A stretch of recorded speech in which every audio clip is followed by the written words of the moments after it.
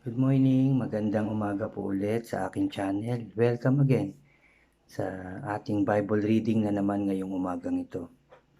Ngayon, ang babasahin natin ay 2 Chronica pa rin ng chapter 9 to 12 naman.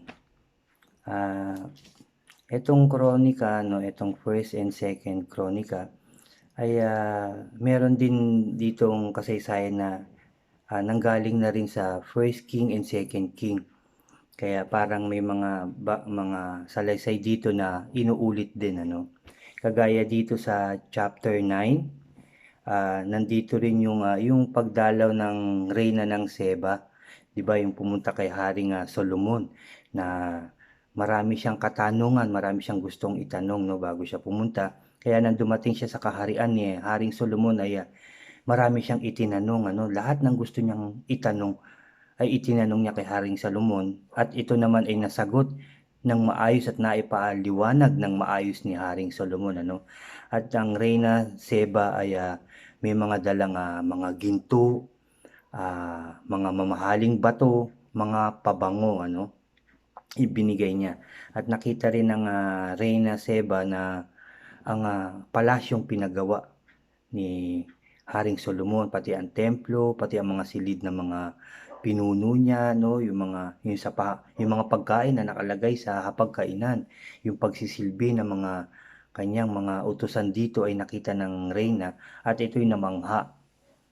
At yun nga dahil doon ay binigay niya na yung regalo niya kay Haring Solomon at si Haring Solomon naman ay nagbigay din ano dito sa kay Reyna Seba ng lahat ng magustuhan niya at bukod pa doon sa binigay niyang regalo, kusang loob na bigay niya doon sa reyna ano. At umalis na ang reyna.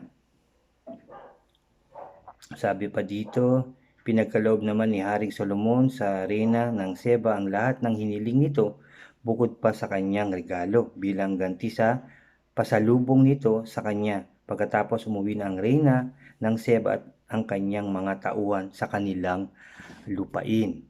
Tapos nakasulat din dito ang mga kayamanan ni Haring Solomon na taon-taon meron siyang 23,310 kilong ginto ang dumarating kay Solomon, no? Taon-taon yun. Hindi pa kabilang dito ang mga buwis ng mga mangangalakal, ang tinutubo ng kanyang mga tauhang umaangkat sa ibang bansa at mga buwis ng mga hari sa Arabia at mga gobernador ng lalawigan ano. Nagpagawa siya ng 200 malalaking kalasag na may balot na ginto, may balot na 7 kilong pinitpit na ginto bawat isa. Pagawa pa siya ng 300 maliliit na kalasag na may balot na mga 3 kilong pinitpit na ginto. Yun ang mga ginawa niya, no? Pinalagay ng hari ang nasabing mga kalasag sa bulwagan ng kagubatang Lebanon. Nagpagawa rin siya ng isang malaking trono balot sa garing na may palamuting ginto. Balot din ng ginto ang 6 na baitang na paakyat sa trono at ang tungtungan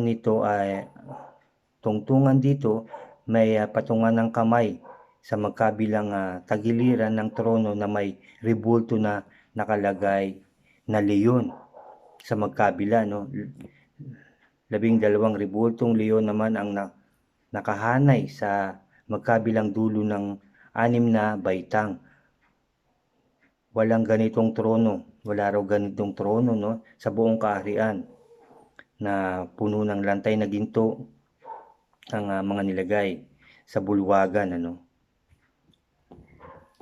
Tapos sabi pa dito may mga malaking barko siyang nagbabiyahe sa Tarsis kasama ng mga tauhan ni Hiram at tuwing ikatlong taon ay dumarating ng maraming dalang ginto, pilak, garing, mga gorilya at pabo real. Si Haring Solomon ang pinakamayaman sa lahat ng mga hari sa buong mundo. Kaya pinupuntahan siya ng mga hari buhat sa iba't ibang panig ng daigdig upang makinig sa karunungang ibinigay sa kanya ng Diyos. Bawat isa ay may dalang regalo, ang mga kasangkapang ginto at pilak, mga damit, mira, mga pabango, mga kabayo at mola. Nagpatuloy ito taon-taon. Si Solomon ay may 4,000 kwadra para sa kanyang mga kabayo at karwahe. Mayroon rin siyang 12,000 na mga nangangabayo. Ang mga ito ay inilagay niya sa mga lungsod, himpilan ng mga karwahe at ang iba na may pinapaalagaan sa Jerusalem. Sakop niya ang lahat ng mga hari ng mga lupain buwat sa ilog Euphrates hanggang sa lupain ng mga Pilisteo at sa may hangganan ng Ehipto. Ng panahon ni Haring Solomon, ang pilak sa Jerusalem ay naging pangkaraniwan lamang na parang bato. Ang kahoy na cedar ay naging sindami ng sycamore sa mga paanan ng mga burol. Ang mga kabayo ni Solomon ay galing sa Ehipto at sa iba't ibang bansa. Tapos sabi dito, ang buod ng kasaysayan ni Solomon at iba pang pangyayari sa paghahari ni Solomon buhat sa simula hanggang wakas ay nakasulat sa kasaysayan ni Propetang Nathan at sa pahayag ni Ahias na taga Shilo. Mababasa rin iyon sa mga pangitain ni Propeta Ido na nagsasaad din ng mga paghahari ni Jeroboam na anak ni Nebat. 40 taong naghari si Solomon sa buong Israel mula sa Jerusalem. Nang siya ay mamatay, inilibing siya sa lungsod ni David. Humalili sa kanya bilang hari ang anak niyang si Rehoboam. Tapos sabi sa chapter 10, pumunta sa Shechem si Rehoboam sapagkat nagtipon-tipon doon ang buong Israel upang gawin siyang hari. Nang mabalitaan iyon ni Jeroboam, anak ni Nebat, na pumunta, magkaiba si Rehoboam, ito yung anak ni Haring Solomon, si Rehoboam, Iba rin itong si Jero, Nang mabalitaan ito ni Jeroboam, anak ni Nebat, na pumunta sa Ehipto upang tumakas kay Haring Solomon, ay umuwi na ito. Ipinasundo siya ng mga lipi sa Hilaga at sama-sama silang pumunta kay Rehoboam. Sinabi nila, binigyan po kami ng mabigat na pasanin. Ito yung sinabi rin, binigyan daw ng pasanin ni Haring Solomon. Kami ang mabigat na pasanin ng iyong ama kung pagagaanin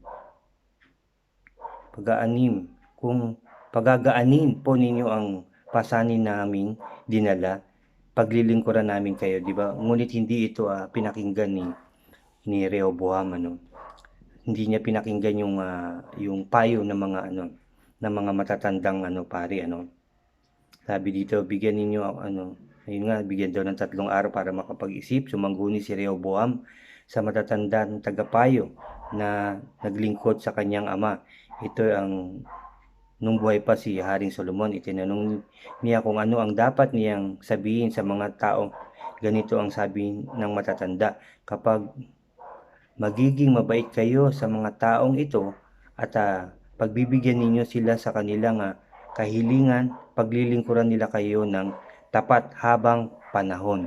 Ngunit binaliwala nga to ni Haring Rehoboam. Sa halip ay sumangguni siya doon, nagtanong siya doon sa mga kanyang kababata na tagapagpayo na rin. At iba naman ang sinabi nito na kung latigo daw ang pinanghampas sa kanila, gagawin daw yun na may tinik na bakal. Yun daw ang ihahampas sa kanila. Ibig sabihin mas So, ganun nga, hindi pinakinggan ni Rehoboam yung mga lumapit sa kanya. Sa halip, mas pinakinggan pa niya yung mga kabataan na tagapagpayo niya, na yun nga raw kung latigo raw ang hinampas sa kanila, ngayon naman ay hahampasin daw sila ni Rehoboam ng may tinik na bakal na may tinik, yun daw ang ihampas. Ibig sabihin mas pahihirapin pa yung kanilang paghihirap. Kaya nang hindi sila pinakinggan ng hari, sinabi nila, umuwi na tayo o Israel. Ano bang mapapala natin kay David? Ano bang magagawa para sa atin ng anak ni Jesse? Sabi, bahala ka na sa buhay mo, Rehoboam. At umuwi na ang mga mamamayan ng Israel, ngunit naghari si Rehoboam sa mga Israelitang naninirahan sa mga bayan ng Juda. Sinugo ni Haring Rehoboam si Adoram, ang tagapangasiwa ng sapilitang paggawa sa 10 lipi ng Israel, ngunit binato siya ng mga ito hanggang mamatay. Kaya't nagmadaling sumakay ng karway si Rehoboam upang tumakas patungong Jerusalem. Magmula noon patuloy ng naghimagsik sa paghahari ng anak ni David ang 10 lipi ng Israel na nasa hilaga. Pagdating ni Rehoboam sa Jerusalem, tinipon niya ang mga lipi ng Juda at Benjamin. Pumili siya ng 180,000 mahuhusay na mandirigma upang salakayin ang 10 lipi ng Israel at ibalik sila sa kanyang kapangyarihan. Ngunit sinabi ni Yahweh kay propeta Semayas, sabihin mo kay Rehoboam na anak ni Solomon at hari ng Juda at sa lahat ng mga Israelitang taga-Juda at Benjamin na ganito ang pinasasabi ni Yahweh. Huwag na ninyong salakay ng inyong mga kapatid, hayaan na ninyo silang makauwi sa kanilang tahanan. Ako ang may kagustuhan nito. Sinunod nga nila ang pinasasabi ni Yahweh, nag-uuwian na sila at hindi na nila dinigma si Jeroboam.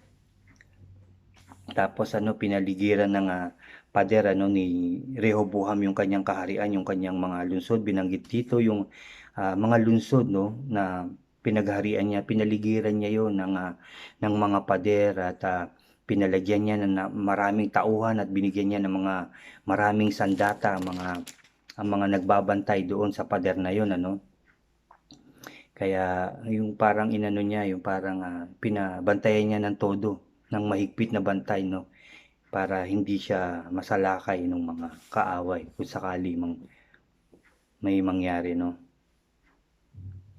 Tapos sabi pa dito, yung napangasawa ni Rehoboam, si Mahalal na anak ni Jerimoth at ni Abihail, anak ni David, si Jerimoth at si Abihail naman ay anak ni Eliab na anak ni Jesse. Sabi ganyan, pinaliwanag dito yung mga naging asawa, yung mga anak niya, ni Rehoboam, sinabi diyan. Tapos sabi naman dito sa chapter 12, nang maging matatag na ang paghahari ni Rehoboam, tinalikuran niya at ng buong Israel ang kautusan ni Yahweh. Ito na, subalit ng ika-5 taon ng paghahari ni Rehoboam, sapagkat hindi sila naging tapat kay Yahweh, sinalakay ni Shishak, hari ng Ehipto, ang Jerusalem. Ang hukbo ni Shishak ay binubuo ng 1,200 karwahe, 60,000 mga ngabayo, at di mabilang na mga tauhan, pati mga taga-Libya, taga-Sukim, at taga-Ethiopia. Nakuha niya ang mga may pader na lungsod ng Juda at nakaabot siya hanggang Jerusalem. So sinalakay, Dahil sa pananalakay ni Shishak, ang mga pinuno ng Israel ay nagtipon sa Jerusalem kasama ni Rehoboam. Dumating naman ang propetang si Semayas at sinabi sa kanila, ganito ang pinasasabi ni Yahweh, pinabayaan ninyo ako, kaya pinabayaan ko rin kayo. Sabi niya, kaya pinabayaan ko rin kayong mahulog sa kamay ni Shishak. Pagkarinig niyon, nagpakumbaba ang hari at ang mga pinuno ng Israel at sinabi nila, makatarungan si Yahweh. Nakita ni Yahweh ang kanilang pagpapakumbaba, kaya sinabi niya kay Simeyas, nagpakumbaba na sila. Kaya hindi ko na sila lilipunin. Ililigtas ko sila sa lubos na kapahamakan at hindi ko na ibubuhos ang aking galit sa Jerusalem sa pamamagitan ni Shishak. Gayunman sila masasakop nito upang malaman nila kung alin ang higit na mabuti, ang maglingkod sa akin o ang maglingkod sa mga hari sa lupa. Sinalakay ni Haring Shishak ng Ehipto ang lungsod ng Jerusalem at sinamsam ang mga kayamanan sa templo ni Yahweh at sa palasyo ng hari. Kinuha niya ang lahat, pati ang mga gintong kalasag, kinuha ng hari ng Ehipto na pinagawa ni Solomon. Pero ito nga ay pinapalitan ni Rehoboam ang mga iyon, kalasag na tanso, pinalitan. Yung ginto, pinalitan na lang ng tanso, Pinaingatan niya ang mga nasabing mga panangga sa pinuno ng mga bantay ng palasyo. Tuwing pupunta sa templo ang hari, inilalabas nila ang mga kalasag at pagkatapos ay pinababalik sa silid ng mga bantay sapagkat nagpakumbaba si Rehoboam, hindi ganap na ibinuhos ng Diyos ang galit nito sa kanya. Hindi sila nalipol ng tuluyan at naging matiwasay na ang kalagayan ng Juda. Naging matatag ang paghahari ni Rehoboam sa Jerusalem. 41 taon gulang siya nang magsimulang maghari. Sa 17 taon siyang nagari sa Jerusalem, ang lungsod na pinili ni Yahweh sa lahat ng lipi ng Israel upang doon siya sambahin. Ang kanyang ina ay si Naama na isang Amonita. Naging masama siya sapagkat hindi niya sinunod ang kalooban ni Yahweh. Ang mga ginawa ni Rehoboam buhat sa simula hanggang sa wakas ay nakasulat sa kasaysayan ng propetang si Semeyas at sa kasaysayan ng propetang si Ido. Patuloy ang digmaan ni Jeroboam at Rehoboam sa buong panahon ng paghahari nila. Nang mamatay si Rehoboam, inilibing siya sa lungsod ni David at si Abias na anak niya ang humalili sa kanya bilang hari. So, ganun pa rin pagtapos ni Haring Solomon, at hindi sumunod ang kanyang anak sa mga utos ni Yahweh, kaya nagkaroon na naman ng digmaan at nahati na naman ng 12 lipi. Ang 10 ay nagrebelde na naman at ang 2 ay napunta sa kanya, ang Juda at ang Benjamin. Kaya ganun ang nangyari, naggulo hanggang sa sinalakay sila ng hari ng Ehipto, dahil nga sa sinabing yun, dahil sila ay naging masama, hindi nila sinunod, Pero yun nga, nung sasalakayin na sila ng hari ng Ehipto, sinabi yun ng tagapagsalita ng ating Diyos, sasalakayin nga raw sila. Pero pagkarinig nila, sabi ulit dito, nagpakumbaba ang hari at ang mga pinuno ng Israel. Sinabi nila, makatarungan si Yahweh. Nakita ni Yahweh ang kanilang pagpapakumbaba. Kaya sinabi niya kay Semeyas, nagpakumbaba na sila. Diba? Ibig sabihin tayo rin kapag tayo nakagawa ng kasalanan, pag tayo nagpakumbaba, ay pakikinggan din tayo ng Diyos. Pero kagaya nga ng sinabi rito, hindi na halos binuhos ng Diyos ang kanyang galit. Ngunit ganun pa rin, sinalakay pa rin sila upang malaman nila ang tama at mali, upang malaman nila sino ba talaga ang dapat yung sambahin. Ang Diyos natin o ang hari sa lupa. Ang hari sa langit o ang hari sa lupa. Yun ang pinakikita niya. Kumbaga binibigyan niya ng aral ang mga taong nagkakasala, nagkakamali, yung mga taong tumatalikod sa kanya, yung mga taong hindi sumunod sa kanya.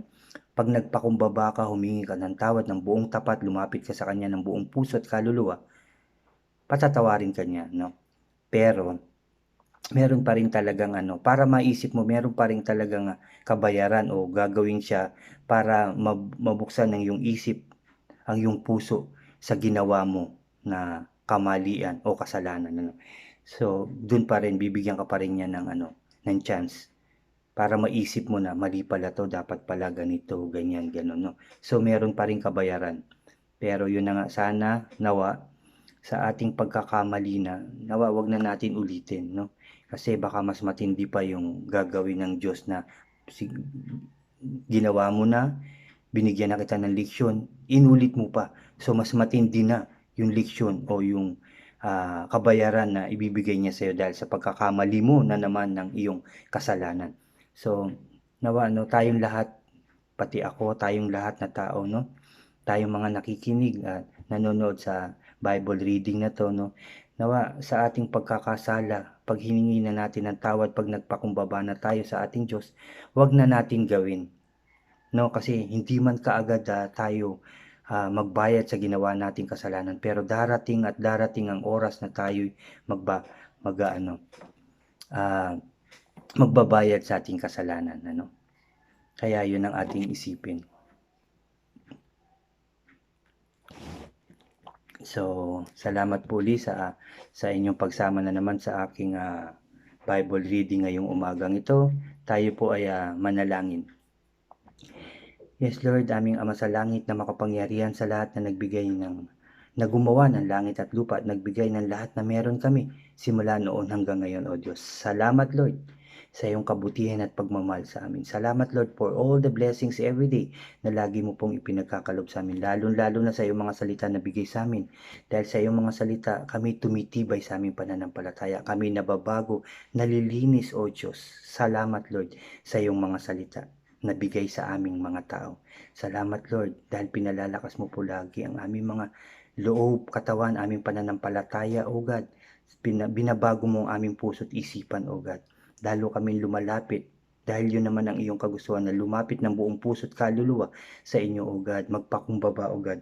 Manalangin, sumampalataya, magpuri sa iyo, O God. Yun ang iyong kagustuhan, yun ang iyong utos na nawa na aming sundin habang kami nabubuhay, upang hindi na kami magkasala, Lord, upang kami iyong mapatawad sa aming mga kasalanan. Kami lalapit ng buong puso at kaluluwa sa aming Diyos na iisa, sa aming Diyos na makapangyarihan, sa aming Diyos na buhay, at yun na ikaw, O Diyos.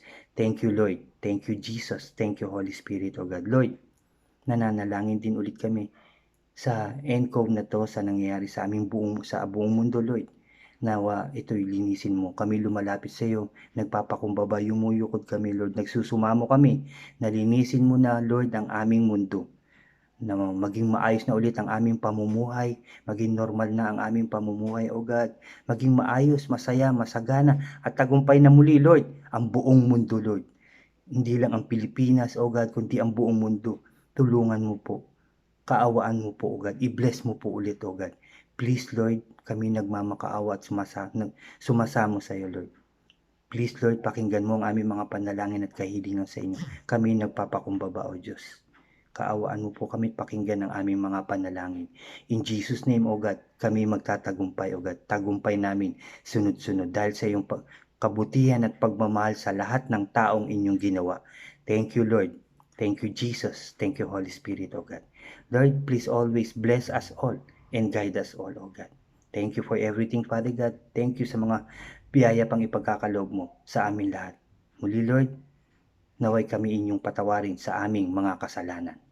Patawad, Lord. Patawad, Jesus. Patawad, Holy Spirit. Marami pong ulit salamat sa lahat, Lord.